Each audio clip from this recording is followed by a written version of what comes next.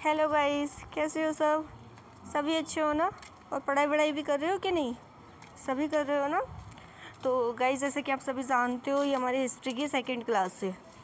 तो और आज हमारा टॉपिक है सिंधु घाटी सभ्यता या हड़प्पा सिविलाइजेशंस एंड वैदिक पीरियड।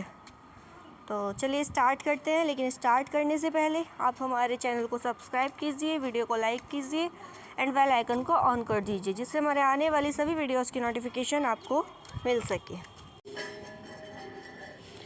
तो गाइस, सिंधु घाटी की जो सीमा है वो राजस्थान, पूर्वी पंजाब, हरियाणा, गुजरात तथा उत्तर प्रदेश तक लगी हुई है। इस सभ्यता में जो सबसे फर्स्ट स्थान था वो हड़प्पा खोजा गया था, इसलिए उसी के नाम पर इस सभ्यता का नाम हड़प्पा सभ्यता रख दिया गया। 1924 ईस्वी में भारतीय पुरातत्व विभाग के तत्कालीन महानिदेशक सर जॉन मार्शल ने इस सभ्यता की खोज की थी। नवीन अनुसंधानों के आधार पर इस सभ्यता की तिथि जो है वो 2500 से 1750 ईसा पूर्व की मानी जाती है। इस सभ्यता के अंतर्गत हमें 1000 स्थलों के बारे में जानकारी प्राप्त हो चुकी है, लेकिन जिसमें से हमारे एग्ज़ाम पॉइंट ऑफ व्यू से 6 ही मेन हैं, जो कि है हड़प्पा, जो कि वर्तमान में पाकिस्तान के साहिवाल में स्थित है। सेकंड है मोहनजोदड़ो, जो कि पंजाब के सिंध प्रांत के लरकाना ज़िले में स्थित है। तीसरा है सिंध का चन्हुदाड़ो। फोर्थ है हमारा गुजरात का लोथल। फिफ्थ है हमारा राजस्थान का कालीबंगा तथा सिक्स्थ है हमारा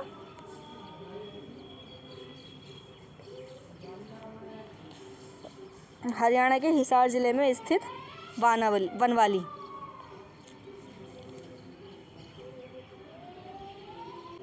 नेक्स्ट हेडिंग पे चलते हैं, जो कि हमारा प्रथम नगर नियोजन। हड़प्पा और मोहनजोदड़ो दोनों ही नगरों के अपने दुर्ग थे, जहां हम इमेज कर सकते हैं कि वहां शासक वर्ग के सदस्य रहते होंगे। जाल पद्धति के आधार पर नगर नियोजन होने के कारण सड़कें एक दूसरे को समकोण पर काटती थी, जिससे नगर कई खंडों में विभक्त हो गया था। नगर नियोजन की यह व्यवस्था हड़प्पा संस्कृति की सर्वोत्तम विशेषता है। नगर नियोजन हड़प्पा संस्कृति की सर्वोत्तम विशेषता है। एज गाइज, आप जानते हो, क्योंकि नगर नियोजन की जो व्यवस्था हमें हड़प्पा सिविलाइजेशंस में देखने को मिली वो हम आज वर्तमान में भी नहीं देखने को मिलती। जल प्रणाली की व्यवस्था वो इतनी विकसित आज हमारे वर्तमान में भी नहीं है, जैसे कि हमें हड़प्पा पीरियड में देखने को मिलती है।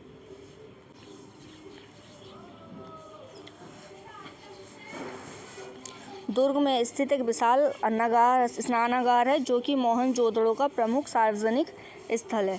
संभवतः कहते हैं कि यह जो स्थल है, ये जो स्नानागार है, वो अनुष्ठानिक स्नान के लिए प्रयोग होता होगा। मोहनजोदड़ो की जो सबसे बड़ी इमारत मानी जाती है वो धान्य कठोर को माना जाता है। हड़प्पा में भी 6 की संख्या में 2 कतारों में 12 धान्य कठोर पाए गए हैं। फर्श की दरारों में गेहूं और जौ के दाने के अवशेष मिलने से ऐसा ज्ञात होता है कि इनका प्रयोग फसल दबाने के लिए होता होगा। हड़प्पा संस्कृति के नगरों में पकाई हुई ईंटों का प्रयोग, ये मोस्ट है गाइज, पकाई हुई ईंटों का प्रयोग होना एक आश्चर्य की बात है, क्योंकि उसके जो समकालीन सभ्यता की थी मेसोपोटामिया की मिस्र की सभ्यता या मेसोपोटामिया की सभ्यता, उसमें धूप में सुखाई गई ईंटों का प्रयोग होता था। मोहनजोदड़ो की जल निकास प्रणाली बेहतर थी, लेकिन सभी नगरों के हर छोटे या बड़े मकानों के प्रांगण में स्नानागार होता था। कालीबंगा के अनेक घरों में अपने अपने कुएं थे। घरों का पानी ईंटों और पत्थर की सिल्लियों से ढकी हुई नाली द्वारा निकलने की उत्तम व्यवस्था थी, यानी कि पानी को ढक कर के रखा जाता था।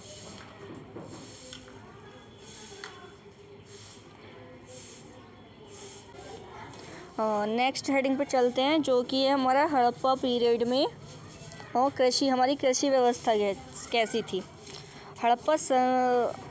हड़प्पा संस्कृति में जो फसलें उगाई जाती थी उनमें नाम है चावल, जो कि केवल लोथल और रंगपुर से हमें प्राप्त हुए हैं। जौ, गेहूँ, कपास, खजूर, तरबूज, मटर, तिलहन, सरसों इत्यादि की कृषि हड़प्पा पीरियड में हुआ करती थी। सर्वप्रथम कपास हड़प्पा पीरियड में ही पैदा किया गया था। नेक्स्ट हेडिंग पे चलते हैं, जो कि हमारे हड़प्पा पीरियड के पालतू पशु। तो पालतू पशुओं में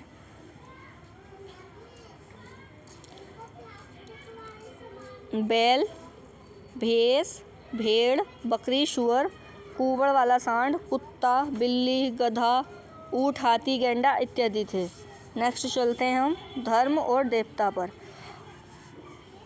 तो हड़प्पा पीरियड में धार्मिक जीवन के विषय में हमें ज़्यादा जानकारी प्राप्त पुरातात्विक स्रोतों द्वारा पुजारी का सिर, एक कांस्य नर्तकी की एक मोहर पर योगी की आकृति, पशुपति शिव, लिंगीय प्रस्तर शिवलिंग, मातृ देवी की प्रतिमा प्राप्त होने से मिलता है। और हड़प्पा पीरियड में हमें एक मोहनजोदड़ो से एक मूर्ति प्राप्त हुई है, जिसको कहा गया है कि वो पुजारी की मूर्ति है, और एक मोहर पर योगी की आकृति की पशुपति शिवलिंगीय मातृ देवी की प्रतिमा प्राप्त हुई है। यहाँ के लोग, तो उससे हम अनुभूत या उससे हम अंदाज़ा लगा सकते हैं कि यहाँ के लोग जो थे वो मातृ देवी की पूजा, पशु तथा वृक्ष पूजा करते थे, क्योंकि यहाँ पर जो मंदिरों का अवशेषों के अभाव मिलते हैं। हमें मंदिर होने का कोई अवशेष हड़प्पा सभ्यता से नहीं मिलता है। और यहाँ से हमें लगता है कि वे भूत प्रेत से भयभीत होने के कारण ताबीज धारण करते थे। यहाँ यक्ष और नागों की पूजा भी करते थे। यक्ष और नागों की पूजा के प्रमाण भी हमें हड़प्पा संस्कृति से मिलते हैं। तो गाइज़, ये हमारी क्लास हुई आज की। क्लास अच्छी लगी हो तो प्लीज़ प्लीज़ प्लीज़ चैनल को सब्सक्राइब कीजिए, वीडियो को लाइक कीजिए प्लीज़, क्योंकि गाइज़ आपके सब्सक्रिप्शन और वीडियो लाइक्स बहुत ज़्यादा कम है। तो प्लीज़ गाइज़ चैनल को सब्सक्राइब कीजिए, वीडियो को लाइक कीजिए। Thank you.